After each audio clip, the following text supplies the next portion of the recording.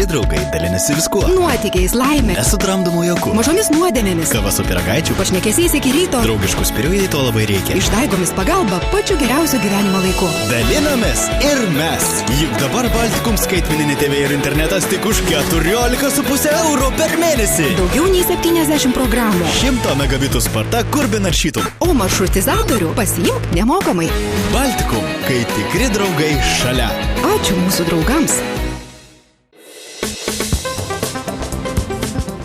Pirmadienio gegužės 11 dienos Jurbarko žiniose matysite. Europos dieną kartu su Tauragės apskrities žiniasklaida šventės europarlamentaras Antanas Guoga sakėsi esantis patenkintas savo darbu ir siunti linkėjimus ne tik naujai išrinktai rajono valdžiai, bet ir jurbarkiečiams. Smalininkų technologijų ir verslo mokykloje vyko kasmetinė konferencija Saulės vaikai. Per atranką į menų festivalį Pilies aidas paskelbta ir tiksli paties festivalio data. Šitas per didelis, šitas gali sprogti.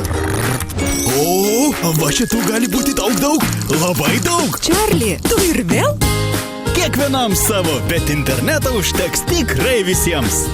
Ypač kai dabar spartusis Baltikum internetas tik už 8,5 €. Baltikum. Daug interneto.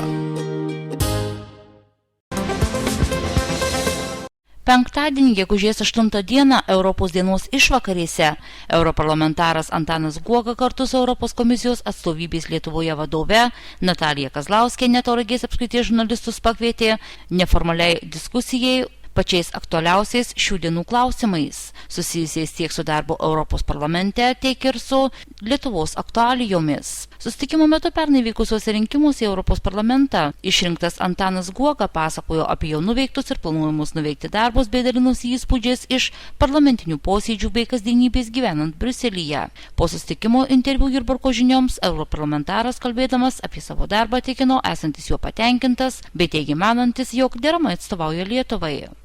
Iš tikrųjų, Europos parlamente radau tą, ko tikėjausi. Tikrai kažko kito neradau, žinojau maždaug kaip viskas veikia ir labai gerai jaučiuosi tame darbe, nes puikiai kalbu angliškai, tai man labai padeda bendrauti tiesiai, be vertėjų su visais kitais nariais. Ir tikrai tas darbas yra labai prasmingas, labai įdomus ir džiaugiuosi, kad aš jį sugebu gerai padaryti. Tai tas irgi man palengvina. Nejaučiu kažkokio sunkumo ar nesupratimo, tai tas yra labai svarbu. Prieš metus verslininkas, filantropas ir Europos parlamento narys Antanas Guoga viešėdamas Jurbarke domėjosi mūsų krašto verslo perspektyvomis bei tuo metu vykusios miesto ir verslo dienų šventės metu bendravo su jurbarkiečiais. Tuomet jis teigė Jurbarke viešintis neatsitiktinai. Jo teigimu iš mūsų krašto yra kilęs jo geras draugas, vienas iš turtingiausių pasaulio žmonių, šiuo metu gyvenantis Australijoje, tačiau nepamirštantis savo gimtojo Jurbarko ir ne tik norintis, bet ir siekiantis padaryti daug gero vardan gražesnės mūsų krašto ateities. Iš Jurbarko krašto kilęs Antanos Guogos bičiulis tuomet ketino prisidėti prie skulptūros atsiradimo Jurbarke, bei sakėsi turintis planų Jurbarkan pritraukti investuotojų, padėti atnaujinti žydų kapinės bei prisidėti prie ligoninės vaikų skyriuje vykdomo pilietinio labdaros projekto Mano svajonė. Kai kurie iš šių pažadų jau įgyvendinti. Prie rytinio įvažiavimo į Jurbarką pastatyta pirmoji lelijos skulptūra buvo finansuota iš Antano Guogos fondo, o solidžios paramos sulaukė ir minėtas labdaros projektas. Pasiteiravus, ar jo draugystė su Jurbarku nenutrūks po savivaldos rinkimų, kai naujojo rajono vadovu tapo ne jo partijos bičiulis liberalų sąjūdžiui priklausantis Ričardas Juška, Antanas Guoga patikino, jog jam įgyvendinant duotus pažadus nei partiškumas, nei asmeninės pažintys reikšmės neturi. Esu absoliučiai atviras visada ir susitinku su merais iš bet kurių partijų ir sutariu labai gerai, tai tikrai niekas nepasikeitė, kad yra kitas meras, kita partija, kiti žmonės, tai linkiu jiems sėkmės ir jiems labai gerų darbų tęsti ir dar dirbti geriau. Ir iš mano pusės tikrai niekas nepasikeitė, po kol kas nesulaukiau žingsnio iš Jurbarko pusės, bet jeigu bus noras, tikrai atvyksiu, užsuksiu ir bendrausiu.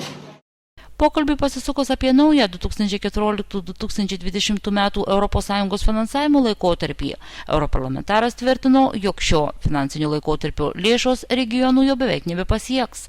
Todėl, pasak jo, savo krašto gerovės augimu labiau pasirūpinti turės vietinė valdžia, bei pabrėžė, jog sėkmė didžiąja dalimi priklausys ir nuo efektyvaus rajono mero darbo.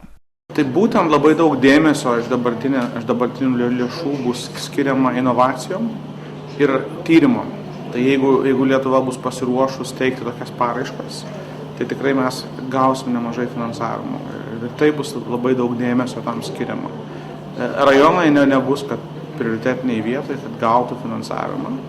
Šį kartą jau tas yra praėjęs tas etapas. Dėl to dabar rajonam patiems reikia rasti ir Jurbarkui reikia rasti savo idėjų, kaip pritraukti verslą į Jurbarką. Reikia realiai pritraukti didesnių įmonių, kurios sukurtų darbo vietas. Ir taip gyvenimas pasikeistų į gerą pusę. Iš tikrųjų, reikia, kad vyriausybė dirbtų kartu su savivalda. Nes jeigu projektus teiktų kartu, tai būtų daug lengviau pritraukti taip pat ir verslą. Nes tu gali duoti daug daugiau sąlygų, daug daugiau išskirtinių sąlygų verslui, kad didelės įmonės norėtų atsikelti į Jurbarką. Tai bus labai svarbu, kad meras dirbtų su premjeru kartu, kurtų projektus kartu ir pritrauktų verslą kartu. Nes vienai savivaldybei tikrai nebus galimybių kažko didelio padaryti, be vyriausybės irgi gero požiūrio į ją. Meras yra labai svarbu. Labai svarbu, kad meras žibėtų gerą energiją, pozityvumų, kad žmonės būtų gerai nusiteikę, kad būtų viskas skaidru. Tai labai svarbu. Ir jeigu meras tą funkciją gali atlikti, tai miestui iš karto yra daug geresnės galimybės, tuo labiau visam rajonui. Tai linkiu išskirtiniai jums sėkmės, kad jūs judėtumėte į priekį, kad viskas būtų gerai, kad jūs šypsotumėtės, kad būtų puikiai vasara ir visiems viskas tik gerėtų. Paskutinę balandžio savaitę Smalininkų technologijų ir verslo mokykloje vyko konferencija festivalis Saulės vaikai, kuri buvo skirta pedagogams, švietimo pagalbos specialistams bei mokiniams. Šio renginio organizatoriai Smalininkų technologijų ir verslo mokyklos specialiojo ugdymo skyrius. Mūsų mokykloje šiandien yra labai didelė šventė. Jau 4 metai iš eilės mūsų mokykloje šurmuliuoja konferencija festivalis Saulės vaikai. Džiugu labai, kad šiemet į mūsų šitą renginį sugužėjo svečiai net iš 5 rajonų ir iš Pagėgių savivaldybės. Mūsų šita konferencija yra orientuota daugiau į mokinius. Tai yra, mūsų tikslas yra, kad mokiniai atvykę čia ne tik susitiktų, pabendrautų, bet ir susirastų draugų, pasidžiaugtų vienas kito meninės pasirodymais. Taip pat į mūsų konferenciją atvažiuodami mokiniai ir mokytojai atsiveža, kaip matote, čia darbelių parodas. Tai kas atsiveža piešinukų, kas molių, medžio darbelių arba dar kitokių kažkokių tai dirbinių. Taip pat, kaip matau, čia pas mus yra eksponuojami mūsų specialio ugdymo skyriaus mokinių darbeliai. Tai yra darbeliai, kurie buvo padaryti praeitą savaitę mūsų mokykloje vykusioje meno terapijos stovykloje. Tai iš tikrųjų labai džiaugiame visais atvykusiais ir galvojam, kad šita konferencija iš tikrųjų yra labai reikalinga tiek mokiniams, tiek suaugusiems. Mokiniams tam, kad jie galėtų plėtoti savo saviraišką, o pedagogams, kad mes galėtume sueiti visi kartu ir pasidalinti savo džiaugsmais, savo rūpesčiais ir aišku apgalvoti, ką mes darysime, kaip mes dirbsime su mūsų mažaisiais mokiniais. Šiemet jau 4. kartą surengtoje konferencijoje dalyvavo daug gausesnis dalyvių skaičius nei ankstesniais metais.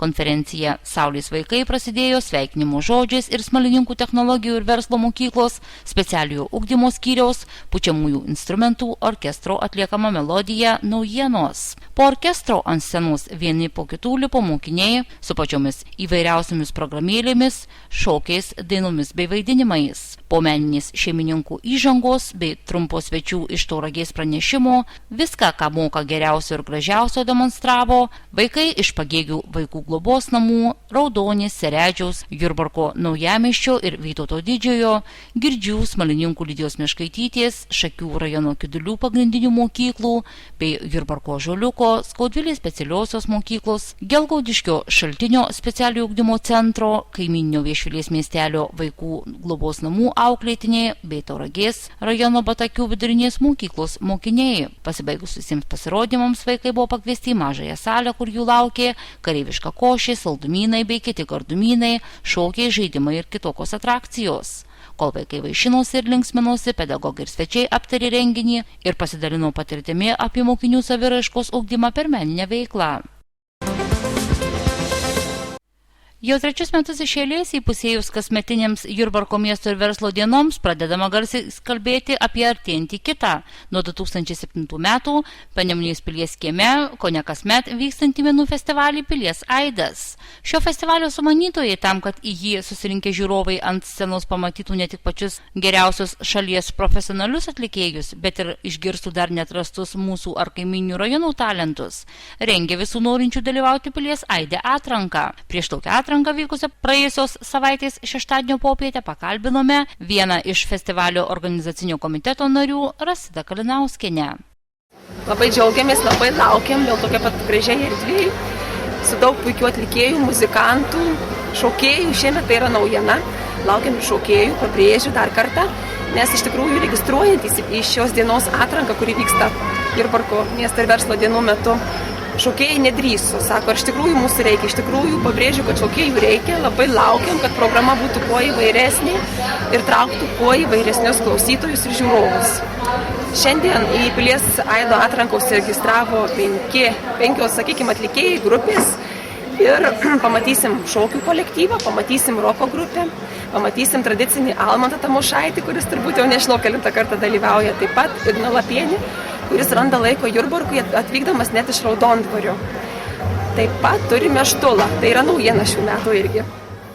Visus tiek Rasidos Kalinauskienės išvardintus, tiek ir nepaminėtus kandidatus užlipti ant didžiosios festivalio Pilies aidas scenos vertino komisija, į kurios sudėtį įėjo dainininkas Deividas Bastys, jo žmona aerobikos treneriai Agnė Bastienė, Antano Sodeikos meno mokyklos direktorė Loreta Ševelienė bei keletą savanorių. Po visų dalyvių pasirodymų komisijos nariams pasitarus buvo priimtas bendras sprendimas šių metų Pilies aide leisti pasirodyti Almantui Tamošaičiui. Dar kartą primename, jog šių metų Pilies aidas vyks Liepos 5-6 dienomis Panemunės pilies kieme.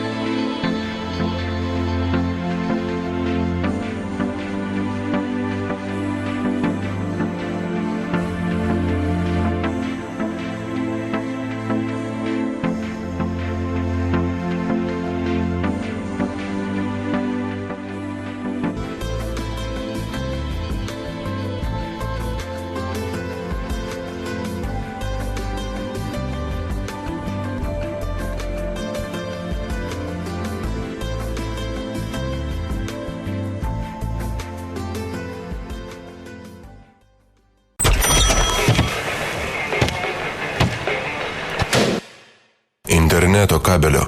Už visus.